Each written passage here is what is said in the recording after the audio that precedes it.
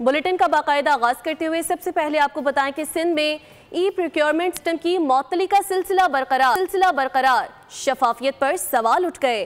Transparency international ने वज़ीर आला सिंध को खत लिख दिया। वर्क्स एंड सर्विसेज और महकमा आबपाशी को पुराने निज़ाम के इस्तेमाल में मजीद 1 माह की रियायत दे दी गई है। बोल न्यूज़ ने लेटर की कॉपी भी हासिल कर ली। मजीद तफसीलात जानते हैं इजहार सुमरो से। इजहार सुमरो, बताइएगा आपके पास क्या तफसीलात हैं?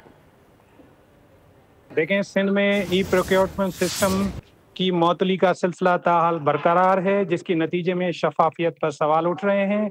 एक मरतबा फिर सेपरा ने ई पेड का लाजमी इस्तेमाल दूसरी मरतबा सिर्फ 2 मखसूस महकमों वर्क्स एंड सर्विसेज और आबपाशी के लिए मुअत्तल कर दिया है, और इस हवाले से जो नोटिफिकेशन जारी किया गया है उसकी कापी बोल न्यूज़ को मौसूल हो गई है। हम आपको ये बताते चलें कि वज़ीर आला सिंध ने मई 2025 में वाज़ेह अहकामात दिए थे। ये फैसला उसकी खिलाफ वर्जी है। हम आपको ये भी बताते चलें कि दोनों महकमों ने पिछले महीने भी ये रियायत लेने के बाद अरबों रुपए के टेंडर्स पुराने निज़ाम PPMS के तहत किए थे। सब्सक्राइब करें और बेल दबाएं ताकि कोई खबर रह न जाए।